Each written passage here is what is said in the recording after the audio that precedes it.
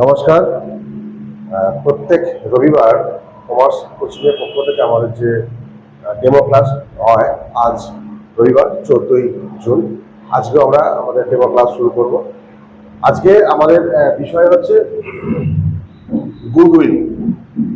যে কোনো ব্যবসা যখনই শুরু হয় সেক্ষেত্রে আমরা জাস্ট নিজেদের প্রচেষ্টার মধ্য দিয়ে সেই বিষয়টা শুরু করা হয়, কিন্তু সেই ব্যবসাটা আস্তে আস্তে বাড়তে থাকার পর একটা সময় সেই বিজনেসটা প্রতিষ্ঠিত হয় এবং সমস্ত মানুষের কাছে সেই বিজনেসের নামটা ছড়িয়ে পড়ে এবং তারপর আমরা এক ডাকে সেই প্রতিষ্ঠানটাকে চিনতে পারি। এই যে টোটাল পদ্ধতিটা, এই পদ্ধতিটাকেই আমরা বলবো গুডউইল। আমরা এর আগের বিভিন্ন ক্লাসে দেখেছি, বিভিন্ন অ্যাসেট নিয়ে আলোচনা করেছি, সেখানেও কিন্তু আমাদের এই গুডউইল শব্দটা উঠে এসেছিল। তো আমাদের যে সমস্ত ব্যবসা প্রতিষ্ঠানের যে অ্যাসেটগুলো থাকে, কখনো ফিক্সড অ্যাসেট, কখনো কারেন্ট অ্যাসেট, তো সেখানে আমরা যেমন land, building, machineries, bank, cash, এই সমস্তগুলো দেখেছি। তারই পাশাপাশি আরও একটা অ্যাসেটের নাম আমরা দেখতে পেয়েছিলাম, যার নাম হচ্ছে গুডউইল। তাহলে গুডউইল কাকে বলে আমরা বলবো? গুডউইল হচ্ছে কোন একটা প্রতিষ্ঠানের অদৃশ্য সম্পত্তি, যেটা আমরা দেখতে পাই না, ইনট্যাঞ্জিবল অ্যাসেট, কিন্তু সেটা একটা প্রতিষ্ঠানের পক্ষে যথেষ্ট গুরুত্বপূর্ণ অ্যাসেট, তাকে আমরা বলবো গুডউইল। তো এই গুডউইল কিভাবে সৃষ্টি হয়? কোন একটা প্রতিষ্ঠান তার যে কার্যকলাপ, সেটা সেবামূলক হোক বা কোনো পণ্য বিক্রয় হোক, তার মধ্য দিয়ে তাদের যে গ্রাহক থাকে, তাদের যে পরিষেবা দেওয়া হয়, তাদের সঙ্গে যে সুসম্পর্ক গড়ে তোলা হয়, তাদের সঙ্গে যে বাণিজ্যিক রিলেশন তৈরি হয়, তার একটা সুষ্ঠু ধারণা, সুষ্ঠু চিত্র যদি আমরা বলতে পারি, তাকে আমরা বলতে পারি গুডউইল। আমাদের দেশে, আমাদের রাজ্যে বা আমাদের অঞ্চলে দেখা যাবে যে কোনো একটা দোকান বা কোনো একটা সেবা প্রতিষ্ঠান, কোনো একটা শিক্ষা প্রতিষ্ঠান খুব সুন্দর নাম তার প্রসারিত হয়েছে। তার মানেটা কি? কোনো একটা আমরা সংস্থার নাম তো বলতে পারি, যেমন বাটা, একটা বড় কোম্পানি, বা যদি মোবাইলের কোম্পানি বলে ভিভো, বা যে কোনো একটা কোম্পানির নাম বলি, তখন আমাদের যখনই আমরা কি বলবো, 10টা নামের মাঝখান থেকে একটা নাম থেকে আমাদের মুখে ভেসে ওঠে। তার মানেটা কি? ওই সংস্থাটা এমন কিছু কাজ করেছে, সেটা তার প্রোডাক্ট দেওয়া থেকে শুরু করে হোক, সেবা থেকে শুরু করে হোক, তাদের রিলেশন থেকে শুরু হোক, যেটা জনসাধারণের মন তারা ছুঁয়ে গেছে। তার মানে জনসাধারণ তাদের প্রতি প্লিজড হয়েছে। প্লিজড হওয়ার ফলে সেই কোম্পানিটা বা সেই প্রতিষ্ঠানটার নাম কিন্তু বৃদ্ধি হয়েছে। সেই যে বৃদ্ধিটা হওয়াটাকে, সেটাকে আমরা বলবো গুডউইল।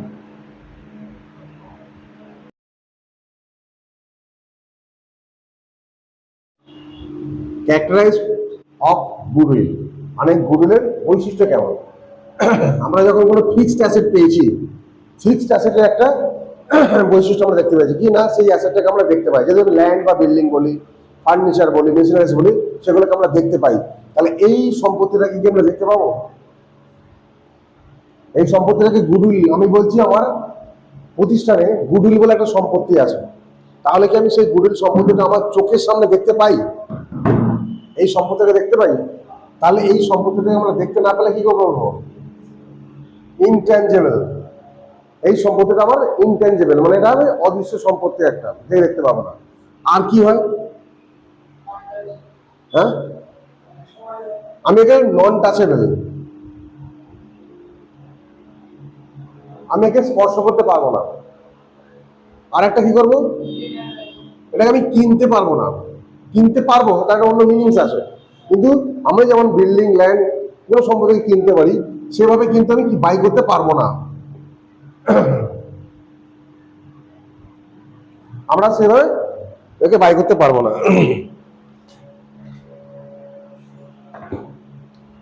কিন্তু এই এই সম্পত্তিটা আমাদের কিছু কাজে লাগে। কি কাজে লাগে? আমরা যে প্রতিষ্ঠানের এই গুডউইলটা আছে, সেই প্রতিষ্ঠানে কি হয়? সেলিংটা বাড়ে। তাহলে কি করে? এটা কি করে? Increase sell. আর কি করে? যখনই আমার সেলটা ইনক্রিজ হচ্ছে, সঙ্গে সঙ্গে কি হবে? Profit gain. আর কি করে? একটা নতুন কোম্পানি এসছে, একটা মাঝারি কোম্পানি আছে, একটা বড় কোম্পানি আছে। তিনটে কোম্পানি, তিনটে রকম বৈশিষ্ট্য। আমরা নতুন যে কোম্পানি আছে, আমরা তখন বলি কোনো জিনিস কিনতে গেলে ওই কোম্পানির গুডউইল ভালো না, মাঝামাঝি যে কোম্পানিটা, ওই কোম্পানি মোটামুটি কাজ করছে, একটা কোম্পানি এস্টাবলিশড, আমরা সবাই চিনি, তাকে আমরা বলবো যে একটা ভালো কোম্পানি। তখন কি করে সে আমাকে রেসপেক্টটাকে বাড়ায় না। একটা কোম্পানি কি করছে, তার যদি গুডউইল ভালো থাকে, সেই কোম্পানির একটা সুনাম থাকে।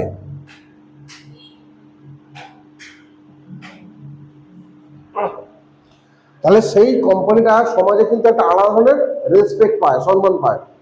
আমরা অনেকগুলো কোম্পানি দেখলাম, তার মধ্যে একটা কোম্পানির নাম বললাম কেন না, সেই কোম্পানিটা অলরেডি প্রতিষ্ঠিত আছে এবং যার প্রোডাক্ট, তার সেবা যাই পাই না কেন, সেটা আমাদের সঙ্গে খুব রিলেটেড, তখন তার থেকে আমরা কি পাই, রেসপেক্ট পাই। তাহলে এই ধরনের আরো অনেক বৈশিষ্ট্য আছে, আমি মাত্র কয়েকটা বললাম।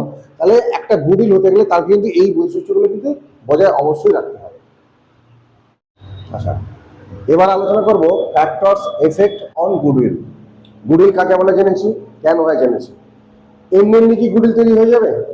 আমি একটা ব্যবসা প্রতিষ্ঠান শুরু করলাম বা একটা অর্গানাইজেশন স্টার্ট করলাম, তাহলে কি যেদিন থেকে স্টার্ট করলাম সেদিন থেকে আমার গুডউইল শুরু হয়ে যাবে? হবে না। সেই গুডউইলটা করতে গেলে আমার কতগুলো ফ্যাক্টর কাজ করে, সেই ফ্যাক্টরগুলো আলোচনা করতে হবে। যেমন ধর, প্রথম হচ্ছে লোকেশন। আমি একটা ব্যবসা শুরু করেছি, সেই ব্যবসাটার লোকেশনটা দেখতে হবে। মনে কর একটা ব্যবসা তৈরি হচ্ছে সিঙ্গুরে, আর একটা ব্যবসা তৈরি হচ্ছে কলকাতায়।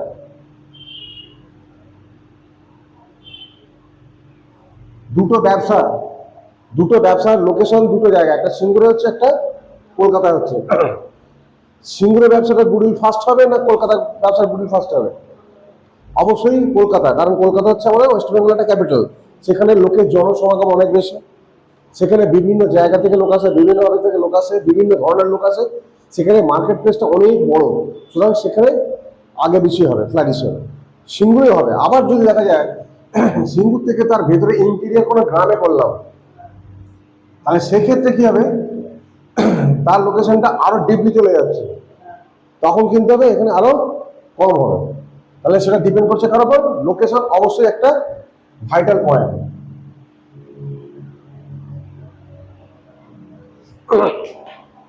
দ্বিতীয়ত হচ্ছে ম্যানেজমেন্ট। আমি বিজনেস করলাম, শুরু করলাম, বিশাল বড় বিজনেস করে ফেললাম। বিজনেস করে আমি বিজনেসের বুঝি না, ঠিক আছে, কিভাবে কাস্টমার আসবে, কাস্টমারকে কিভাবে আপ্যায়ন করতে হয়, কাস্টমারকে তার প্রোডাক্ট সম্পর্কে কিভাবে বলতে হয়, তাকে কিভাবে তার প্রোডাক্টটা থেকে বোঝাতে হয়, দিতে হয়, বা সেই কাস্টমারের সঙ্গে যে রিলেশন বিল্ড আপ করতে হয়, সেটা আমার কিচ্ছু জানা নেই। আমার বাবার সম্পত্তি ছিল, বাবা একটা বড় মল করে দিয়েছে, আমি চুপচাপ বসে আছি। এরকম আমার চোখের দেখা এরকম অনেকজন ব্যক্তিকে আমি দেখেছিলাম, বাবার পয়সা ছিল, বিজনেস করে দিয়েছিল, কিন্তু আজ পর্যন্ত সে বিজনেস দাঁড় করাতে পারেনি, কয়েক মাস যাওয়ার পর চলে গেছে। তার মানে ওই বিজনেসটাকে দাঁড় করাতে গেলে একটা সবচেয়ে বড় গুরুত্বপূর্ণ বিষয় হচ্ছে ম্যানেজমেন্ট। তুমি বিজনেসটাকে কিভাবে ম্যানেজ করছো।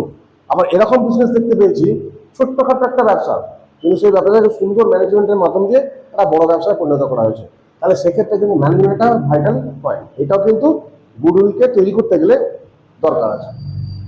Favourable contact. ফেভারেবল কন্ট্যাক্ট বলতে সবাই চায় বিজনেস করে বড় হতে, কারো কোনো রকম কন্ট্যাক্ট নেই, আর একজনের লোকের বিশাল কন্ট্যাক্ট আছে। কন্ট্যাক্ট মিনস যোগাযোগ। আমার সঙ্গে বিভিন্ন লোকের যোগাযোগ আছে, আমি যে ব্যবসাটা করছি আমি সেই লোকগুলোকে পুট করতে পারবো, আমি তাদেরকে কানেক্ট করতে পারবো। কিন্তু একজন ব্যক্তি এসছে যে মার্কেট সম্পর্কে কিছু নেই, জানে না, তার কোনো রকম যোগাযোগ নেই, তাহলে তার পক্ষে কখনো গুডউইলটা তৈরি করা খুব একটা ইজি নয়। তাহলে গুডউইল তৈরি করতে গেলে আমাদের অবশ্যই ফেভারেবল কন্ট্যাক্ট চাই, তবে কিন্তু আমরা সেই জিনিসটাই তৈরি করতে পারবো। টাইপ অফ বিজনেস, আমি কোন ধরনের বিজনেস করছি, কোন লোকেশনে বিজনেস করছি। বড় বাজারে যদি যাস, যেখানে দেখি কাপড়ের বিজনেস সেখানে কাপড়ের বিজনেস, যেখানে ওষুধের বিজনেস সেখানে ওষুধের বিজনেস, কলেজ স্ট্রিটে যাবি শুধু বইয়ের বিজনেস, তাহলে কোনো বিজনেস হ্যাঁ আছে, কিন্তু পার্সেন্টেজ অফ সেম টাইপের বিজনেসের পরিমাণটা বেশি। তাহলে এক একটা জায়গায় এক এক ধরনের বিজনেস কিন্তু ডেভেলপ হয়। সেখানে কেন বিজনেস ডেভেলপ হয়? যে কাস্টমারগুলো যায় তারা সেই দোকানে ওই মালটা যদি কোনো কারণে না পায়, তার পার্শ্ববর্তী যে দোকানগুলো আছে তারা সেখানে পেয়ে যাবে, তাহলে লোকে কি করবে, ওই জায়গাটাতেই বেশি যাবে। তার মানে জানবি যেখানে ওই টাইপের বিজনেস ঘটে তার পাশাপাশি যদি আরো দোকানদার হয় ওই একই জিনিসের, সেটা কিন্তু তার পক্ষে গুড সাইন, খারাপ সাইন নয়। আমরা বাঙালিরা ভেবে আমার পাশে আরেকজন দোকান করে বলে না, তোমার ওই জায়গাটা যখন তুমি যে বিজনেসটা করছো তার পাশাপাশি অন্য একটা লোক বিজনেস করে, জানবে ওই জায়গাটা কিন্তু তোমার জন্য মঙ্গল খারাপ হলো। কারণ হচ্ছে তোমার জন্য কাস্টমার আসবে, ওর জন্য কাস্টমার আসবে, সবাই যে ওর কাছ থেকে মালটা কিনবে তেমন না। ডিপেন্ড করবে তুমি কেমন ব্যবহার করছো, কেমন ভাবে তাকে ট্রিট করছো তার উপরে। তাহলে এই নয় যে ওই দোকানটা তোমার পাশে এসে গেছে বলে তোমার কাস্টমার সব ওর কাছে চলে যাবে, ওর কাস্টমার তোমার কাছে যাবে। মানুষ বিচার করে দেখবে কে তোমার কাছে ঢুকে যাবে, কিন্তু কাস্টমারটা আসার ক্ষেত্রে তোমার জন্য মঙ্গল খারাপ হলো। তাহলে টাইপ অফ বিজনেস, আমি যেটা বললাম, কোন জায়গায় কোন বিজনেসটা হওয়া উচিত।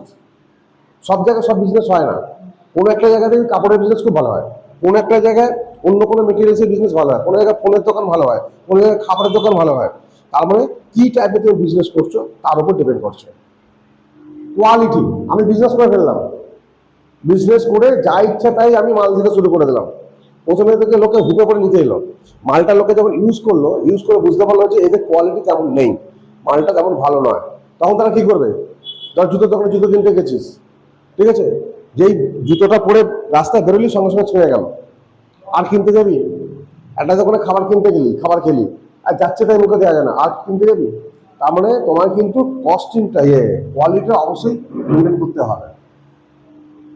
পাবলিসিটি অ্যান্ড অ্যাডভার্টাইজমেন্ট, আমি ব্যবসা প্রতিষ্ঠান করলাম, সবকিছু করলাম, আমার কোয়ালিটি ম্যানেজমেন্ট উন্মুক্ত সব ঠিক আছে, কিন্তু আমি এই যে ব্যবসাটা করছি, ব্যবসাটা কতটা পাবলিকের কাছে আমি পৌঁছাতে পারছি, কতটা আমি অ্যাডভার্টাইজমেন্ট করতে পারছি, কতটা লোক আমাকে জানছে, সেটা কিন্তু একটা ভাইটাল পয়েন্ট।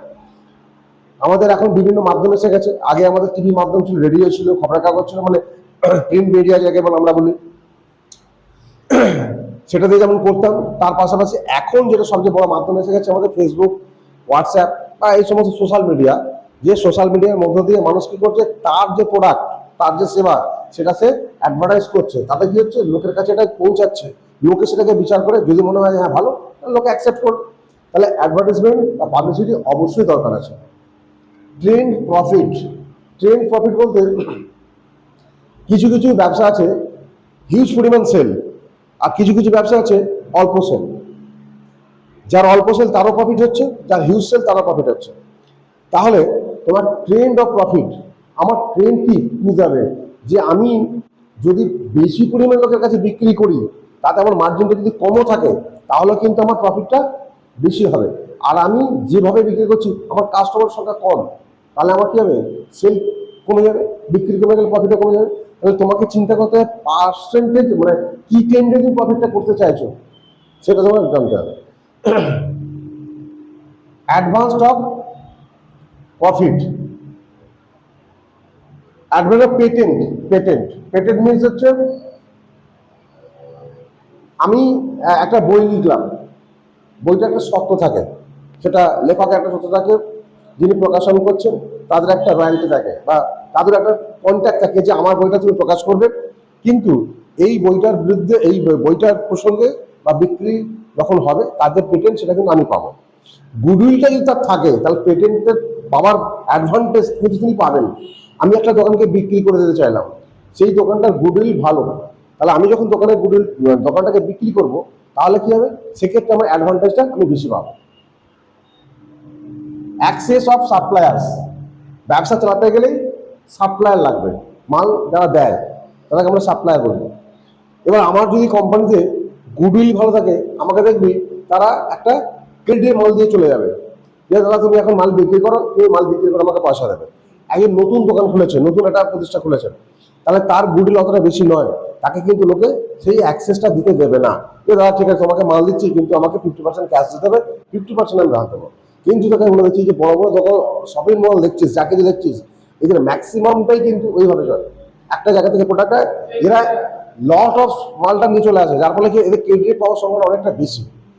তাহলে তুই চিন্তা কর, যে সমস্ত মলগুলো আছে কলকাতার, আমি বড় বড় মলের কথা ছেড়ে দিলাম, যেগুলো গ্রামাঞ্চলের দিকে মল এখন হয়ে উঠছে, সব মলগুলি কি প্রত্যেক দিন ভিড় হয়? তাহলে দেখা যাবে যে যখন বিশেষ কোনো অকেশন আসছে, তখন মলেতে প্রচুর ভিড়, কিন্তু যেই অকেশন চলে গেল আবার মাঝে দাঁড়াচ্ছে। তাহলে ওই সময়তে তার তো কস্টিং আছে, কস্টিংগুলো মেনটেন করছে করা থাকে। তাহলে তাদের একটা যে প্রফিট রেশিও যেটা আছে, সেটা কিন্তু তাকে কামিয়ে নিতে হয় ওই সিজন টাইমটা। মার্কেট সিচুয়েশন, মার্কেট সিচুয়েশন বলতে আমি যে মার্কেটে আমার প্রোডাক্টটাকে বিক্রি করছি সেই মার্কেটের সিচুয়েশনটা কেমন আছে আমাকে বুঝতে হবে, সিচুয়েশনটা কোন দিকে যাচ্ছে সেটা বুঝতে হবে, সেই মতো করে ডিপেন্ড করে আমাকে ব্যবসাটাকে পরিচালনা করতে হবে। আদার্স ফ্যাক্টর এইগুলো তো বললাম, এইগুলো ছাড়া ছাড়া আরো কিছু গুরুত্বপূর্ণ বিষয় আছে যেগুলোর উপর ডিপেন্ড করে কিন্তু একটা গুডউইল তৈরি করা হয়। তাহলে আমরা যখন পড়লাম যে ফিক্সড অ্যাসেট আর কারেন্ট অ্যাসেট, সেক্ষেত্রে কিন্তু আমরা এইগুলো একটাও বিচার করিনি, করেছিলাম। আমার একটা বড় দোকানের শোরুম আছে, তার জন্য কি এগুলো কিছু কিছু ক্ষেত্রে লাগে, লোকেশন লাগে, এগুলো লাগে, কিন্তু এত ডিটেলটা লাগে না। কারেন্ট অ্যাসেট আছে কি, ক্যাশ আছে, ব্যাংকে টাকা আছে, তো সেক্ষেত্রে যেমন লাগে এগুলো। তাহলে এইগুলো সম্পূর্ণ, এটা সম্পূর্ণ আলাদা, কেন এটা হয়, কি জন্য হয়, তার কি কি বেনিফিটের উপর হয়, সেটা আজকে, ঠিক আছে।